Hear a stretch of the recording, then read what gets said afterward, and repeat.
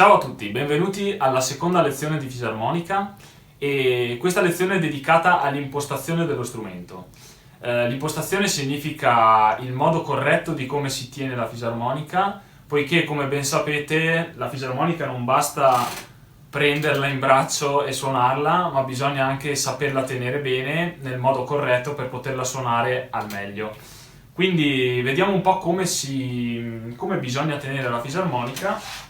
Potete prenderla innanzitutto e metterla sulle vostre gambe così, dopodiché qua ci sono le due cinghie, come vedete le cinghie ne troverete una più corta e una più lunga.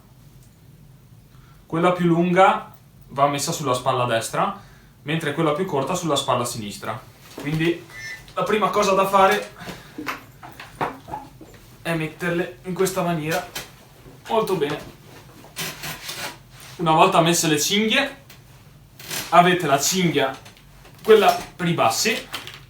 Questa cinghia, mi raccomando, chiudetela abbastanza bene, sì, senza esagerare ovviamente, però dovete avere il polso ben saldo sulla cassa della fisarmonica. Quindi la chiudete in maniera abbastanza esauriente. E adesso siamo pronti. Cosa importante da tenere a mente per l'impostazione della fisarmonica. Dovete appoggiare il mantice sulla gamba sinistra, quindi non dovete tenerla in questo modo qua, con la cassa appoggiata, ma in questo modo qua. Fate in modo che il mantice appoggi esattamente sulla vostra gamba sinistra, mentre la tastiera, l'angolo basso della tastiera, dovete tenerlo ben appoggiato contro la gamba destra. Perché bisogna appoggiarlo proprio in questa maniera la gamba destra? Poiché mentre suoniamo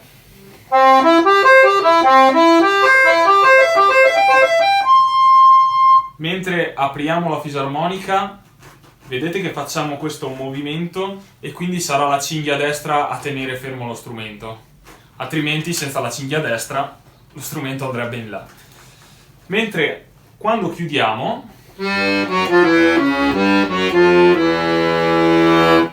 vedete che se non avessimo la gamba a tenere come supporto, cioè se noi dovessimo tenere la tastiera sopra la gamba, mentre chiudiamo, la tastiera tenderebbe a scivolare verso destra. Quindi mi raccomando, mantice sopra la gamba sinistra e tastiera ben appoggiata alla gamba destra. Dopodiché, molto importante tenere il mento esattamente sopra la tastiera. Così facendo, noi inclinando leggermente la tastiera dovremo riuscire a vederla. Adesso la parte sinistra è impossibile da vedere poiché, come vedete, i bottoni sono un po' inagibili all'occhio umano, mentre la tastiera, quella sulla destra, è importante riuscire a vederla perché comunque vedere dove mettiamo le dita è sicuramente un aiuto. Quindi l'impostazione giusta deve essere questa qui. Le cinghie cercate di adattarle bene in modo che la cinghia sinistra poggi bene, cioè tenga ben ferma la fisarmonica con la spalla, infatti come vedete qui non va da nessuna parte. La cinghia destra invece deve essere un po' più ampia, un po' più lunga, in modo che comunque mi permetta di avere abbastanza movimento col braccio destro. Quindi deve sia appoggiare sulla spalla destra, ma deve avere solo una funzione di blocco, in modo che quando apro la fisarmonica, quando apro il mantice, la fisarmonica non mi vada verso sinistra. Molto bene, detto questo, consideriamo la posizione della mano. La mano mentre suona deve essere il più rilassata possibile.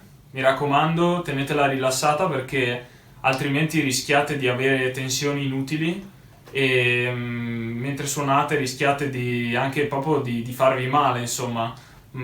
Potrebbero venirvi magari dei dolori alla mano o al braccio se tenete troppo teso il braccio. Quindi suonate con regolarità, il braccio lo tenete ben rilassato e la mano deve essere perpendicolare ai tasti cioè parallela ai tasti, non perpendicolare, e le dita leggermente inarcate. Se inarcate leggermente così le dita riuscirete ad avere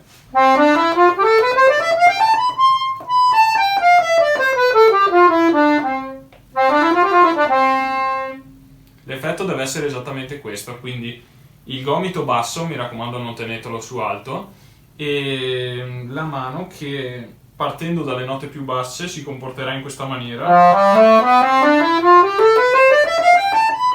fino ad arrivare alle note alte, dove il braccio sarà quasi esteso del tutto. Deve riuscire a fare questo movimento, diciamo quasi a tergivetro, senza avere nessuna difficoltà o tensione alla spalla.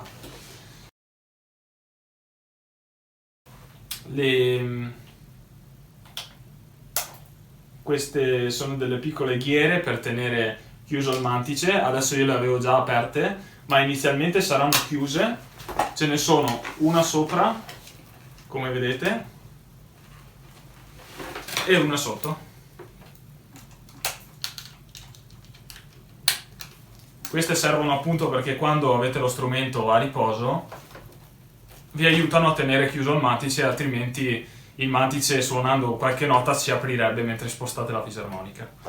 E con la lezione di oggi è tutto. Spero di essere stato esauriente. Se avete altre domande ulteriori da fare sull'impostazione della fisarmonica, ditemelo nei commenti e vi risponderò con piacere.